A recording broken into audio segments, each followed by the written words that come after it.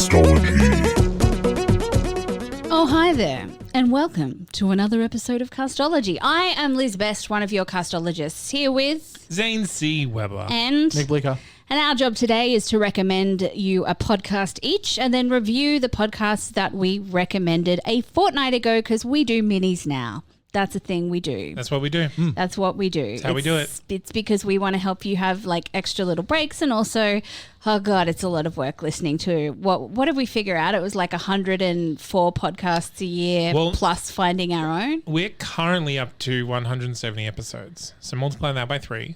And that's how many podcasts that we've had to listen because we love you that much. Holy shit. I've never actually done the math on that. The maths on it was what made me go, holy hell, we are overcommitting ourselves. Fuck me. Well, look, I just want to say, like, means, there's something like 6 million podcasts now. So, but look, can I just say that means if you're only joining us in the last few podcasts, by golly, do you have a journey back? Because the stuff that we talk about is timeless, right? Because these podcasts still exist, and you can still go back and listen to them. So you can start from episode 1 if you want, and listen before Nick graced our airwaves and we had old Patrick, and listen to him recommending Joe Rogan and laugh at why he would do that, and Jordan B. Peterson podcast, and also laugh and mock him for doing that. But we also had some really good recommendations back in the day. So if you need a podcast to listen to, we got 170 episodes worth of podcasts for you to check out. yeah, absolutely. Like, we've listened to a lot of podcasts, so you can listen to a lot of podcasts. Which means we kind of know what we're talking about, and that's why we are literally castologists now. That's the job. It's on my resume. It's on my business card. Amazing. It's on my LinkedIn. All right, let's do the recommendy thing, and then we'll do the reviewy thing. So I would like to go first. And this week, I am recommending a podcast that I feel both of you will enjoy, to be honest with you, because it's a history podcast that's narrated by Mark Fennell. And I feel like that's something for both of you. It's called Stuff the British Stole.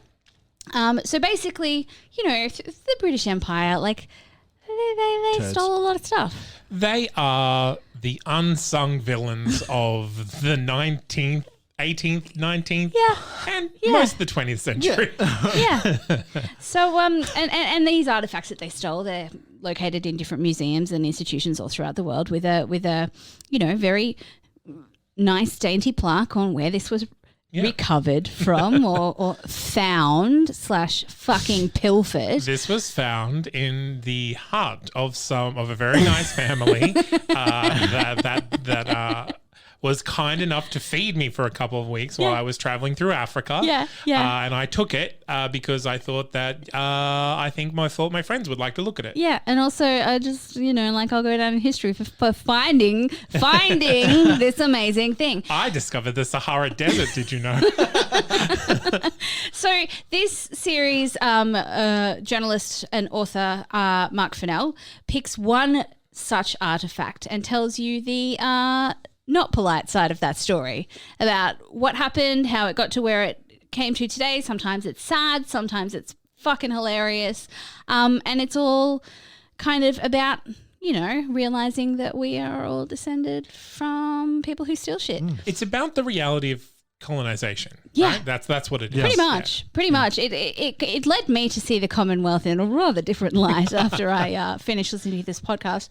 But I liked it because it's a history podcast without being dry, and it's got a niche that it sticks to. So it's not just, I'm going to pick this random historical thing that I like to talk about. It goes through a specific object and will tell you the history of this interesting object. Oh, yeah. Plus, Mark Fennell, he's won awards for a reason. He's a good host. He's very good. Good journalist, and stuff. And I'm pretty sure this podcast won an award this year in the Australian Podcast Awards as well. So correct. Stuff the British Stole. That's my recommendation. Nick. My recommendation is I did put myself on a band for the New York Times, but this one fell. This one fell into my lap from a recommendation by Liz. I pushed it into his lap. Yeah, I was considering it, and then Liz was like, "Listen to the fucking podcast," and then I did. So this one is called The Trojan Horse Affair, and it's a podcast. It's a collaboration podcast between New York Times and Serial Productions. So you are going to get very distinct production qualities from this show. But what this show actually talks about is quite interesting in that in 2014, I think from memory, this like letter is sent anonymously to Birmingham City Council. Basically, it's almost like a manifesto of Islamic. I don't even know how you would call it, but this, to simplify it, I guess this is going to sound terrible. To simplify, basically hinting at Islamification coming into British schools, the British education system. It claimed that there was a concerted and coordinated effort to radicalize students and Islamify students. Yeah, and it was this sort of local thing that happened, which expanded beyond, far beyond like Birmingham City Council. It reverberated into, I guess, the annals of like British politics, and like it turned into policy reform and even bigger. It's just this one little letter that turned into this big old fucking blew out of control. Yeah, it just blew out of control. It's a really fascinating show. Fair warning, it does have the serial kind of like, I don't even know what you describe. It's editorialization. Yeah, it is a bit like that, and it has the kind of like the fucking sort of pizzicato, sounds that like ooh, something mysterious is happening. And, I'm gonna say something cliffhangery, and then the music's gonna kick in, and we're gonna be like next week. It is the guy from S Town. Yes. Right? Yeah. Which, to be fair, I haven't listened to, but you got to listen to. S-Town. I know. That is basically like S-Town Hall of manipulated me so hard into sobbing my ass. Like I was literally listening to S-Town and crying my face off.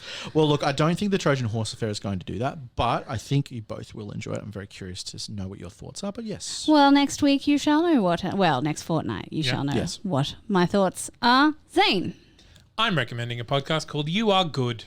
I am. Thank you for recognizing this. This is a podcast about movies. Okay. I would not get that from that title. Yeah, so this podcast used to be called Why Are Dads? ?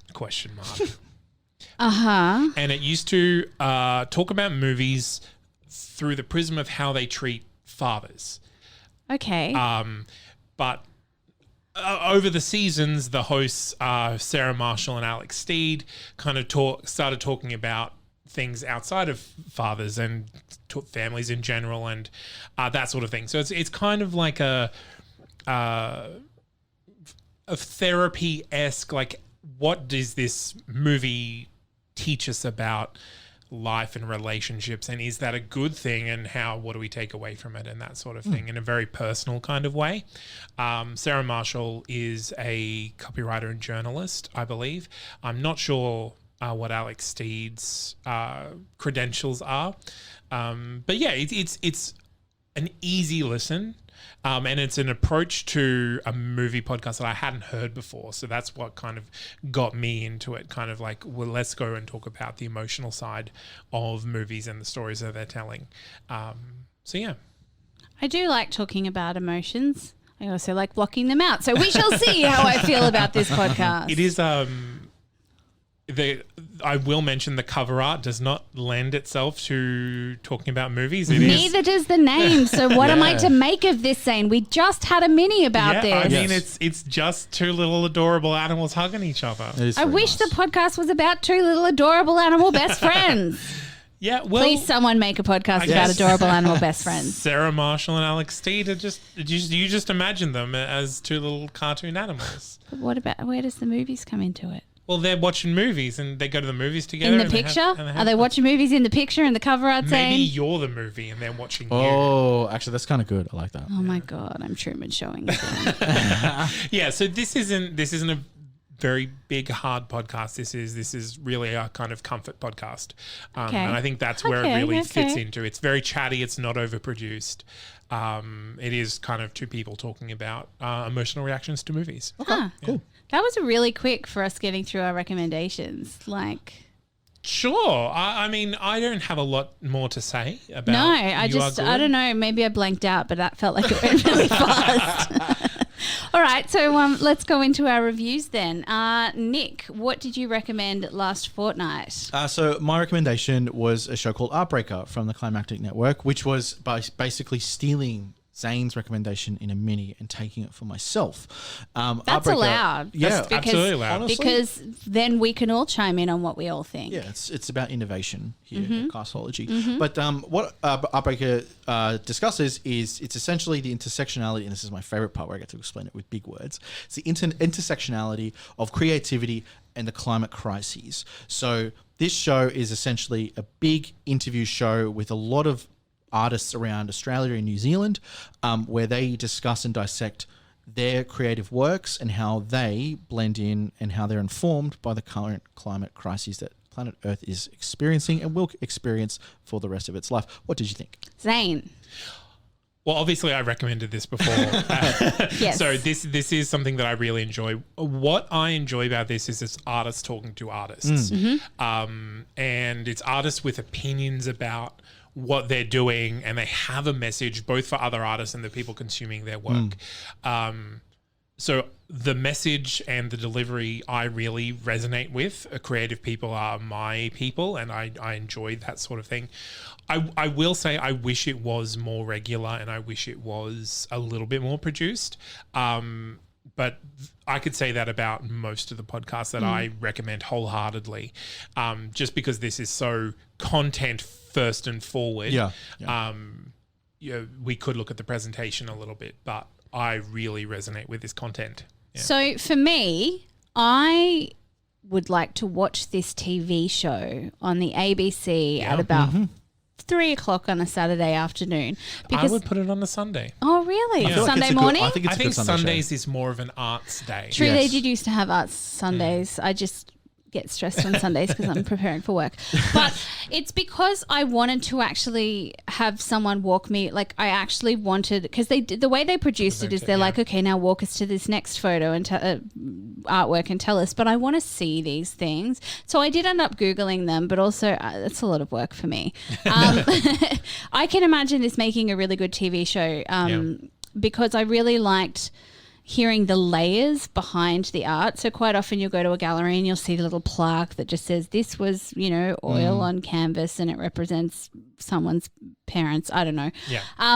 But I listened to one about an artist who creates artworks from found and recycled pieces, and she does portraits of climate change heroes during their most embarrassing moment. So they tell her an embarrassing story and she makes these artworks, and I was just like, I have to see these artworks. Like I have to see them. Yeah. So it had layers, and I'm not normally a person who enjoys hearing people just talk about art because I want to see it and I want to experience it. But as a step into the art world, I found it very interesting. Anyone who has a passing interest in either climate change, climate crisis or art, I think will find this interesting. But I feel like this would be better suited to an ABC TV art show. Absolutely. I can definitely see that happening, and hopefully that they push towards that because I mean, it depends who's in government because ABC has less or more money depending on who gets elected. Fingers crossed. Look, the election's coming up. Do your part. Everyone that's listening to this. If you like you're art, in Australia, you know how to vote, and it's not... Anyway, no, getting off that soapbox. I'm getting off. I think everything that you said is 100%. Like it's talking about a predominantly visual medium. So obviously it does suffer from being audio only. Are you very connected to visual art and that sort of community, or not? So I'm not connected to the community, but I am very fortunate enough to be, I have someone who is an actual artist. That is how my aunt is an artist who has exhibited in London and Milan and New York and won a lot of different art prizes. The big ones. Yes. So I feel very, I'm descended from artists because my mother used to do art as well before she became a psychologist. So she used to do sculpture and stuff like that. So I've always been brought up with a great appreciation for art and artists and galleries and whatnot. I'm not in that community myself because the best I can draw is a fucking stick figure, and even sometimes my nephew who's 5 doesn't know what I've drawn. But maybe if you were making a portrait of an embarrassing situation out of reclaimed plastic bags, maybe could be that. Maybe that's your medium. I saw this. You know what's my medium? I read a story this week about someone who was given an $84,000 grant to make a piece of art, and they literally submitted a blank canvas and called it "Take the Money and Run." Yeah. Yep. And I love it. That's Danish, fucking good. I love Denmark, it because damn it's it. making a statement and it's so taking good. some money. That is my kind of art. I wonder but what yeah. that grant proposal would have been. I believe they did another piece of work and then another They got commissioned based on that. another like a city commissioned them to do something. Shit, that's good. Yes. So yeah, like I have a great appreciation for art. I find it difficult to listen to it without visualizing it though. Absolutely. All right. I want to know about my podcast. So last week I recommended another Audible original, Motel Evil, where there had been murders that had happened in exactly the same hotel room 10 years apart. And then on the third, like I think the 10 years again after that, or maybe 5 years, I don't remember, sometime after, another murder happens and everybody who is at the motel is locked down until they can figure out who done it. What did we think? I enjoyed it. I get real mad Knives Out vibes from this. Yeah, right? Like I was like, damn, this is just Knives Out the play. Yeah. Then I was like, this actually, I think I got in my notes. It's like, it does. I think we said theater for the mind or in the mind or whatever Theater you of call the it. mind. Theater of the mind. And I was like, the audio staging in this feels very like what you would expect to see on stage. It's claustrophobic, like as well, because But it's like simple. It's like simply produced, right? Yeah. There's not effects out the fucking wazoo where you've just sounds like you've ripped the MP3 out of a movie. It's actually just really sounds that just set the scene, that move the scene, that set like that. That's really effective because then it lets us focus so much on the actual mystery of the motel. I really, really enjoyed this. I haven't finished it, but I really, really enjoyed it. It's very much a mix of like Knives Out and like I'd even argue kind of like Until Dawn, which is like a really popular like PlayStation game from a few years back, which is very similar in its premise. There's like people getting picked off, people like the mystery surrounding them, people are stuck in a cabin sort of thing. Yeah. And like this just, I don't know, hit the mark really nicely for me. It's good. I was quite satisfied with the ending, so I'd be interested to know what you thought. This is the kind of audio drama that I really want someone to cast me in. Dear God, someone please cast me in some kind of murder mystery. I don't care if I'm the detective. I don't care if I'm the first girl that gets killed off. Like, yeah. Zane, what did you think?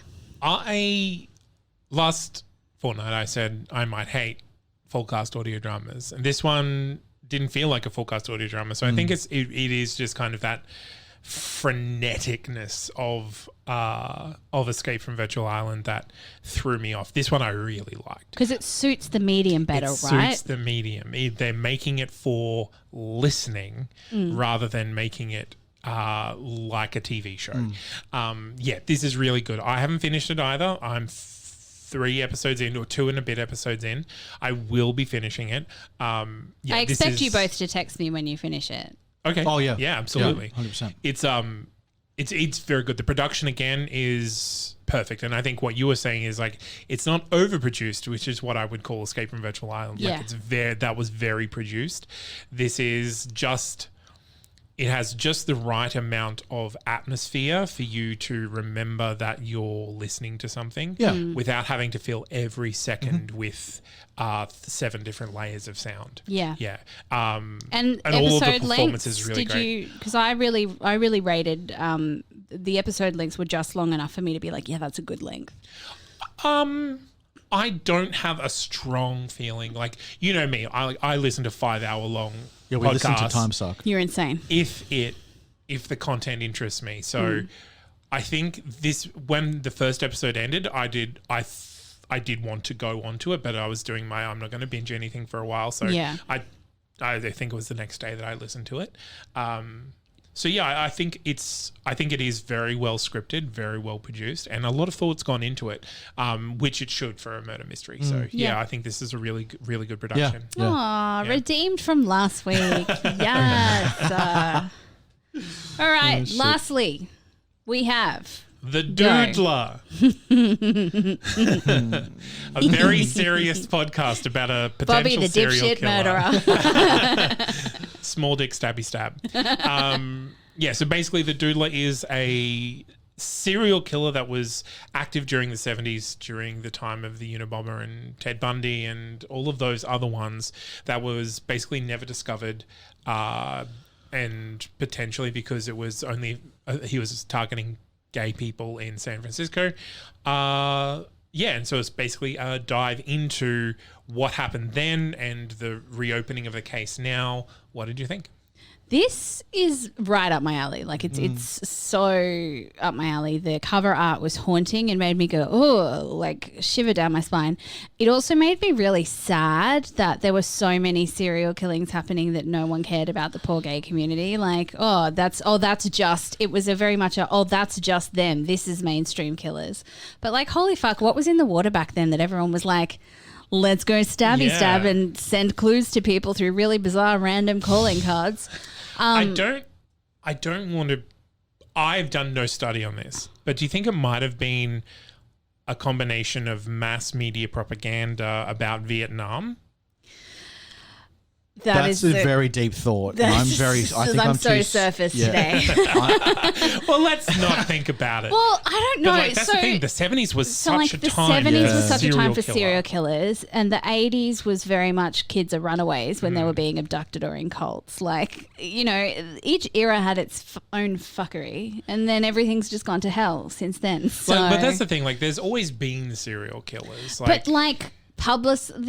And I think this is where the media definitely shouldn't have given them cool names, because the reputation was half of the reason why I think some of these egotistical fucks kept going. And also playing into sending messages to the media, sending messages to the cults. I'm so important. Look at me be important and do things. The kind of terrorist slant to the serial killing. Absolutely terrorist slant. This is an interesting series. I've only listened to 1.5 episodes because by God I was time poor this month, but I will be continuing listening. It's funny because I remember seeing the cover art of this a while ago and going, oh, too much. I can't eat this. But you didn't read the title and go like, oh, that balances out. No, I just went, hee doodle. But yeah, I'm so on the bandwagon that if there's ever another serial killer, we need to give them dipshit names. Yeah. But yeah, I will be continuing this podcast. It's very well produced. And I love it listening to a podcast because I feel like I'm in on something when it's unfolding, when I'm listening to it. So I really hope that this is one of those podcasts that tips off some kind of Golden State Killer revelation that brings this fucker to justice, or finds out who it was and can damn their name forever. Yeah. Maybe we just give serial killers diminutive names for penises. Just call it like the weenie. Yeah, the weenie. The weenie. That's really good. Yeah. God, imagine what did you think? The weenie. Look, I think I said in my notes, this is a fascinating show, but it's also incredibly sad in that I was kind of looking at it almost as like a commentary on like how queer people are still treated similarly. It's probably not horrible. Like no serial killers. Well, that's covered. But I still think crimes against queer people are still either underrepresented, underreported, or underinvestigated. And I feel like this show, to me, screamed one, obviously not dredging up the cold case so much that dredging it up, but reopening the investigation with new information and highlighting these things, because unfortunately it does get lost by the cycle of these two, by pretty much every other fucking serial killer on Earth. All of them, but even I even think, though, having listened to this podcast, that even if there weren't the heaviest of heavy hitters of serial killers happening at the time, people still wouldn't have given a shit.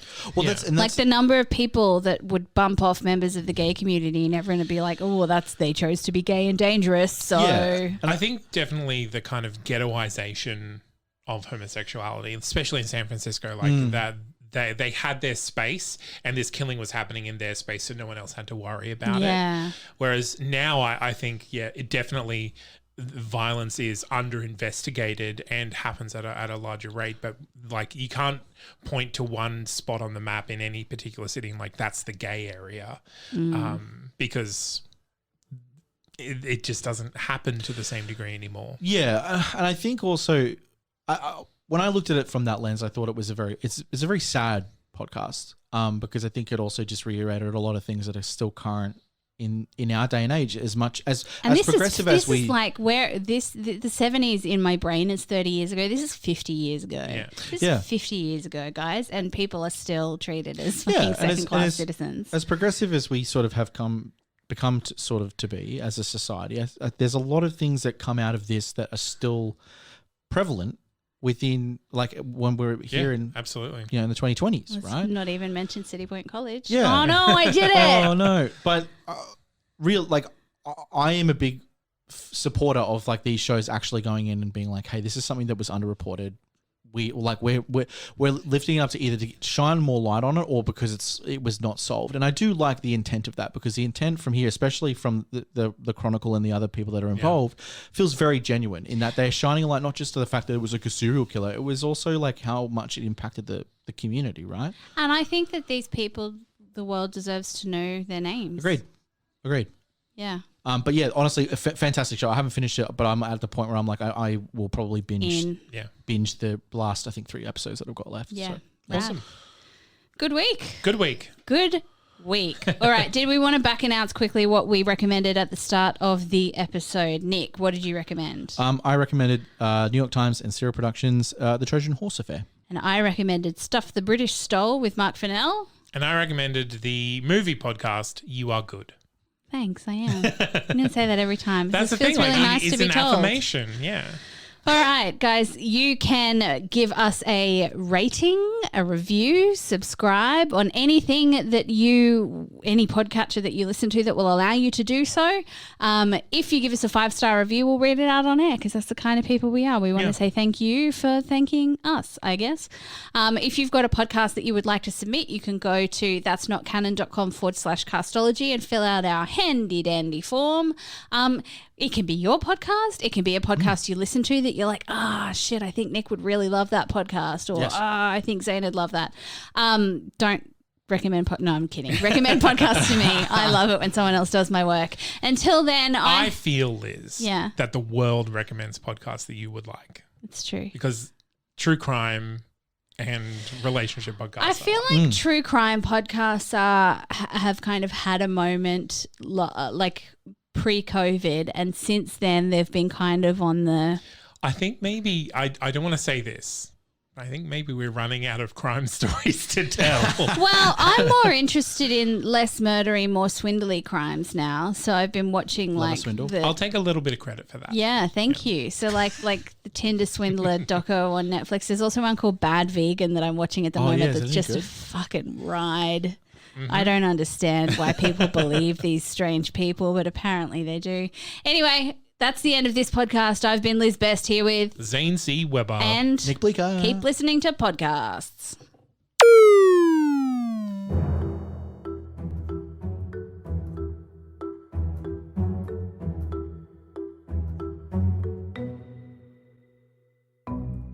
There are known knowns, known unknowns, and unknown unknowns. But there are also unknown knowns. The ancient and esoteric Order of the Jackalope is a secret society devoted to unearthing and sharing this forgotten knowledge. Each episode, we take one of these strange stories and share it with you. No topic is off limits, except for the obvious. Available wherever fine podcasts are sold.